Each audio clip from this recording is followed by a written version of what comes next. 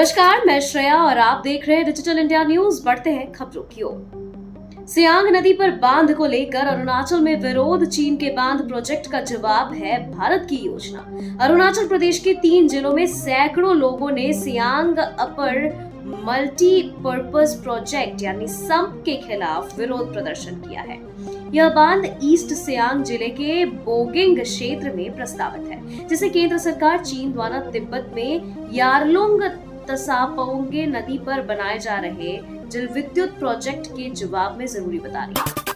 अमित शाह ने बांग्लादेश को दी चेतावनी, बोले मत भूलो तुम्हारा जन्म कैसे हुआ। गृह मंत्री अमित शाह ने बांग्लादेश को उसके हालिया बयानों और रवैये पर सख्त चेतावनी देते हुए कहा कि उसे 1971 के युद्ध में भारत और खासकर बीएसएफ की भूमिका को नहीं भूलना चाहिए। उन्होंने कहा कि बीएसएफ ने बांग्लादेश के निर्माण में अहम भूमिका निभाई थी और अब अगर वह भारत विरोधी नीति अपनाता है तो यह उसके हित में नहीं होगा। पाकिस्तान को एफएटीएफ की ग्रे लिस्ट में दोबारा डालने के लिए भारत कर रहा प्रयास। भारत एक बार फिर पाकिस्तान को फाइनेंशियल एक्शन टास्क फोर्स यानी एफएटीएफ के ग्रे लिस्ट में शामिल कराने की तैयारी कर रहा है। पाकिस्तान को पहले 2018 में ग्रे लिस्ट में डाला गया था, लेकिन 2022 में 34 शर्तों को पूरा करने के बाद उसे इससे हटा लिया गया था। भारत का आरोप है कि पाकिस्तान अब भी आतंकवाद को समर्थन दे रहा है और ऐसे में उस पर अंतर्राष्ट्रीय आर्थिक निगरानी दोबारा जरूरी है। ज्योति जनगणना पर कांग्रेस का राष्ट्रव्यापी अभियान, खड़गे ने दी रणनीतिक दिशा। कांग्रेस अध्यक्ष मल्लिकार्जुन खड़गे ने पार्टी प्रवक्ताओं से कहा है कि वे जाति जनगणना के मुद्दे को केवल चुनावी नहीं बल्कि सामाजिक न्याय की वैचारिक प्रतिबद्धता के रूप में उठाएं। उन्होंने कहा कि जितनी आबादी उतना हक केवल एक नारा नहीं बल्कि इसे राष्ट्रीय नीति बनाने की दिशा में काम करे। कांग्रेस इसे जनसंख्या के आधार पर संसाधन और अधिकारों की पुनर्वितरण का जरिया मानती है।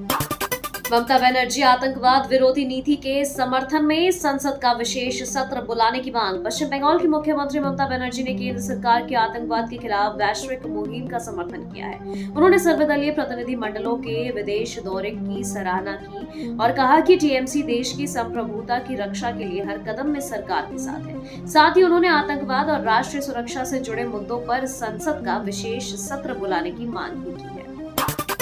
आप विपक्ष के नेता हैं या निशाने पाकिस्तान? भाजपा का राहुल गांधी पर तीखा हमला। भाजपा प्रवक्ता गौरव भाटिया ने राहुल गांधी की हालिया टिप्पणियों पर सवाल उठाते हुए कहा कि उनकी बातों का इस्तेमाल पाकिस्तान भारत को अंतर्राष्ट्रीय मंचों पर बदनाम करने के लिए कर रहा है। उन्होंने कहा कि राहुल गांधी को भारतीय सेना के पराक्रम को कमतर दिखाना बंद करना चाहिए। उन्होंने राहुल से पूछा कि यह स्पष्ट करें कि वे भारत के विपक्ष के नेता हैं या पाकिस्तान के निशाने पाकिस्तान। पाक के लिए जासूसी करने वाला तोफैल 600 पाक नंबरों से था जुड़ा, भेजता था संवेदनशील जानकारियां। एटीएस ने 28 वर्षीय मोहम्मद तोफेल को पाकिस्तान के लिए जासूसी के आरोप में गिरफ्तार किया है। उसके मोबाइल से राष्ट्र विरोधी वीडियो, संदेश और फोटो बरामद हुए हैं। यह प्रयागराज की धार्मिक हिंसा की घटनाओं से प्रभावित था और उन्हें भड़काने वाले संदेश व्हाट्सएप पर साझा करता था।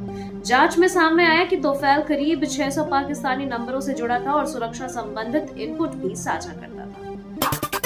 योगी का तीखा बयान, 75 साल बहुत जी लिया पाकिस्तान, अब आतंकवाद उसे ले डूबेगा।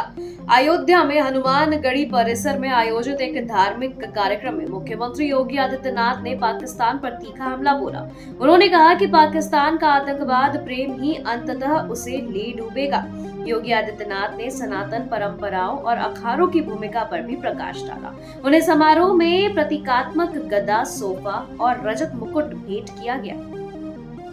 जेपी फ्लैट घोटाले में ईडी की बड़ी कार्रवाई, दिल्ली एनसीआर समेत 15 जगह छापेमारी। प्रवर्तन निदेशालय ने मनी लॉन्ड्रिंग मामले में जेपी एसोसिएट्स और उससे जुड़ी रियल एस्टेट कंपनियों जैसी गॉर्सन्स, गुलशन, महागुन और सुरक्षा रियलिटी के ठिकानों पर छापेमारी की है। यह कार्रवाई करीब 12,000 करोड़ की धोखाधड़ी के मामले में की गई है, जिसमें घर खरीदारों और निवेशकों को नुकसान पहुंचाया गया था। सुप्रीम कोर्ट से उपराज्यपाल को राहत, दिल्ली सरकार वापस लेगी एलजी के खिलाफ याचिकाएं। सुप्रीम कोर्ट ने दिल्ली सरकार को उपराज्यपाल के खिलाफ दायर 7 याचिकाओं वापस लेने की अनुमति दी। इन याचिकाओं में यमुना सफाई, ठोस कचरा प्रबंधन और कई सरकारी समितियों में एलजी की भूमिका को चुनौती दी गई थी। दिल्ली में सत्ता परिवर्तन के बाद आप सरकार ने ये याचिकाएं वापस लेने का निर्णय लिया। खबरों के सिलसिलों में फिलहाल इतना ही। बने रहे डिजिटल इंडिया न्यूज के साथ। नमस्कार।